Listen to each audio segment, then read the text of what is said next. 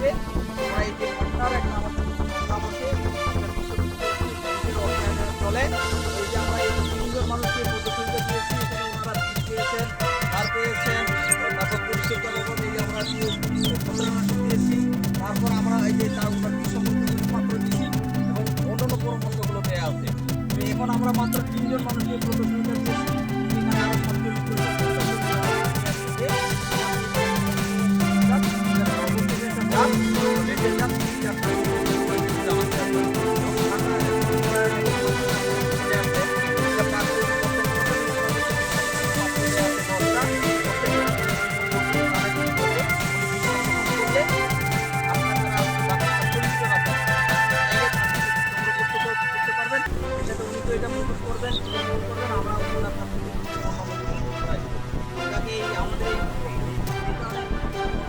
আমাদের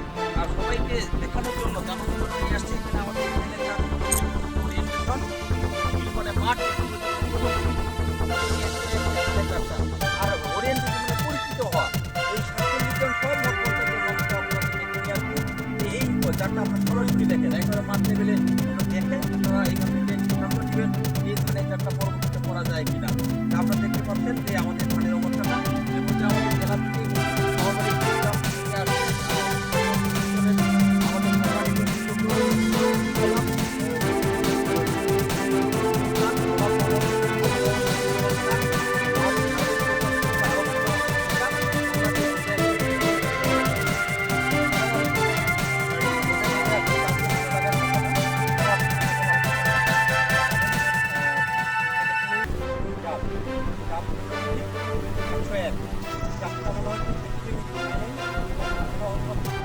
করেন না, দেখবেন যে এই যাত্রা অনেকটা সেক্ষেত্রে দাম পাওয়ার একটা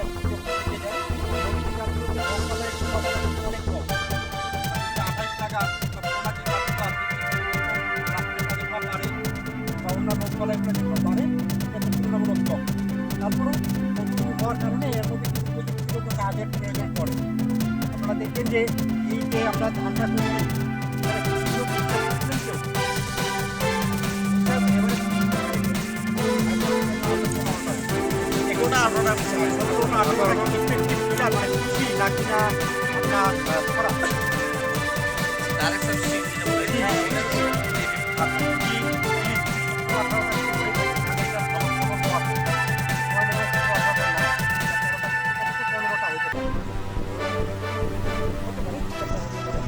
আপনি খুশি পাবেন, দেখবেন যে বীজটার উপরে খুশি পাবেন,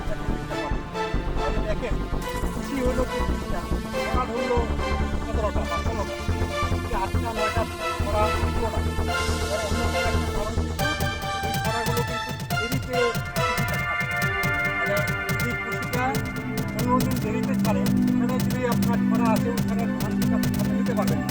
কাটার সময় দেখা যাবে এইটা পাকিয়ে গেছে ওটা পাকিয়ে গেছে, হয় না, পাওয়া যায় না। আমরা যদি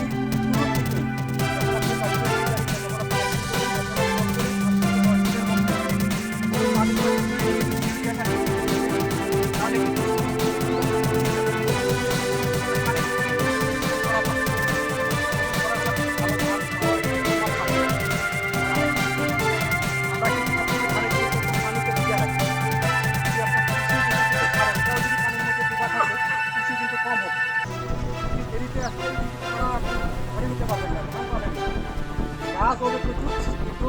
আপনার ধান পাবেন কম, দানা হবে কম। এটা আমাদের কৃষিটা দরকার, দানাটা বেশি দরকার, দানা যেহেতু আমাদের বেশি দরকার করবে আমরা চেষ্টা করবো